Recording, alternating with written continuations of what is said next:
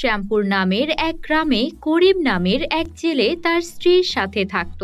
করিম খুবই ভালো একজন মানুষ ছিল। সে গ্রামের নদী থেকে মাছ ধরে সেগুলো বাজারে বিক্রি করত, আর তা থেকে যা টাকা উপার্জন করত তা দিয়েই তাদের সংসার চলতো। মাছ নিয়ে যাও, মাছ, তাজা তাজা দেশি দেশি মাছ।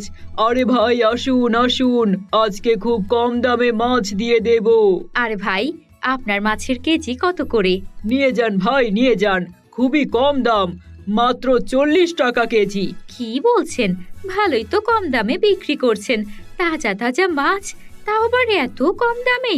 আমাকে 4-5 কেজি মাছ এখনই দিন।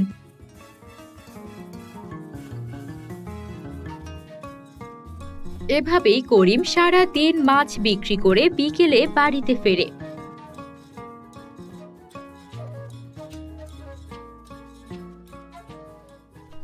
আরে গিন্নি, কোথায় তুমি? আমি এসে পড়েছি, দেখো দেখো আমি কি নিয়ে এসেছি। আরে কি হয়েছে তোমার? তুমি এত চেঁচামেচি করছো কেন? দাঁড়াও দাঁড়াও, আমি আসছি। এই দেখো আমি কত বাজার করে নিয়ে এসেছি আজকে, এই নাও, ওইগুলো এখন ধরো। ওরে বাবা, এত বাজার এনেছো তুমি আজকে? আচ্ছা ঠিক আছে, তুমি হাত মুখ ধুয়ে আসো, আমি তোমার জন্য খাবার নিয়ে আসছি। আচ্ছা ঠিক আছে, যাচ্ছি আমি।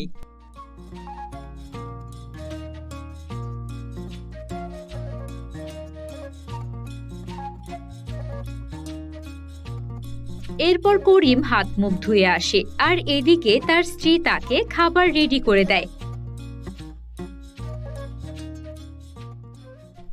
আরে যা, পানি আনতে তো ভুলে গেছি, তুমি খেতে থাকো, আমি পানি নিয়ে আসছি।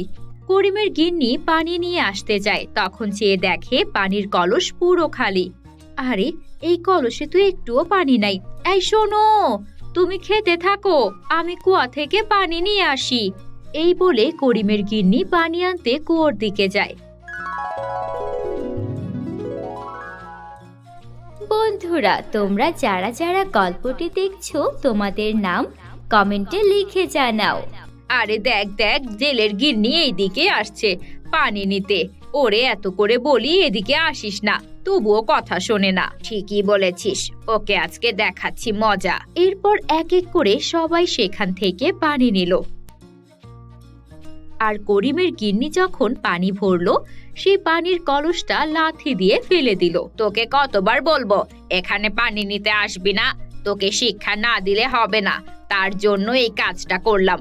দ্বিতীয়বার মনে রাখবি, আর এখান থেকে পানি নিতে কখনোই আসবি না। এত কিছুর পরও করিমের গিন্নি একটা কথা বলল না। কান্না করতে করতে কলস নিয়ে সেখান থেকে নদীর দিকে হাঁটা দিল পানি আনার জন্য। জঙ্গলের ভেতর দিয়ে যাচ্ছিল সে, তখনই একটা সাপ সেখানে এসে পড়ে। আর সেই সাপটা করিমের গিন্নিকে ছোবল দেয়, আর সাথে সাথেই সে মাটিতে লুটিয়ে পড়ে। আরে গিন্নিটা যে কোথায় গেল? কতক্ষণ হয়ে গেল, এখনো তো আসছে না। আবারও মনে হয় সেই মহিলাগুলো ওকে বিরক্ত করছে। না না, এখানে আর বসে থাকা যাবে না, আমি একটু গিয়ে দেখে আসি। এই বলে করিম তার গিন্নিকে খুঁজতে বের হলো।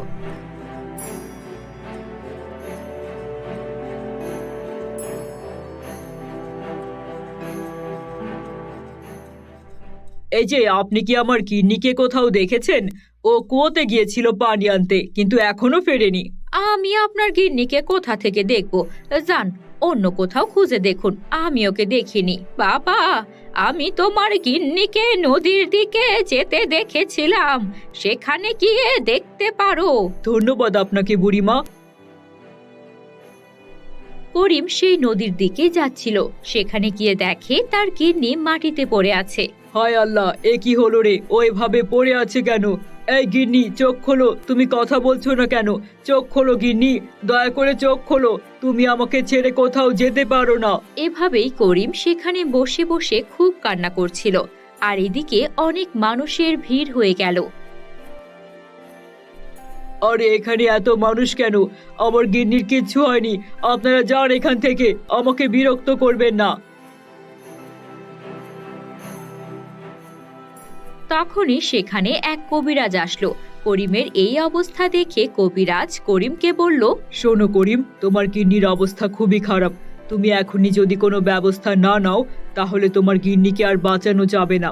আমি কি করব কবিরাজ সাহেব, আমাকে কোনো উপায় বলুন, আমি তো কিছু জানি না কি করতে হবে। তাহলে শোনো, এখান থেকে 20 কিলোমিটার দূরে এক জঙ্গল আছে, আর সেই জঙ্গলে একটা জাদুর ফুল গাছ আছে।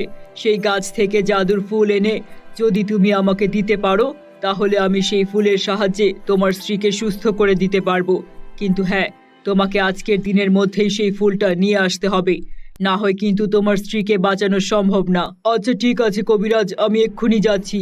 এই বলে করিম রওনা হলো সেই ফুল নিয়ে আসার জন্য। তারপর সে জঙ্গলে পৌঁছে গেল, কিন্তু সে সেই ফুল কোথাও পেল না। তারপর সে বসে বসে কান্না করতে লাগলো। দিন তো ফুরিয়ে যাচ্ছে, আমি তো সেই ফুল গাছ কোথাও পেলাম না। এখন আমি আমার স্ত্রীকে কিভাবে বাঁচাবো, আমি কিছুই বুঝতে পারছি না। করিম এসব বলছিল আর খুব কান্না করছিল। তার এই কান্না জঙ্গলে থাকা একটা হরিণ দেখতে পায়। তারপর হরিণটি করিমের কাছে যেয়ে বলল, কি হয়েছে তোমার? তুমি এভাবে কান্না করছো কেন? আমার স্ত্রীর অবস্থা খুবই খারাপ, আর কবিরাজ মশাই বলেছে এই জঙ্গলে নাকি একটা জাদুর ফুল পাওয়া যায়, আর সেই জাদুর ফুলের সাহায্যে আমি আমার স্ত্রীকে বাঁচাতে পারবো।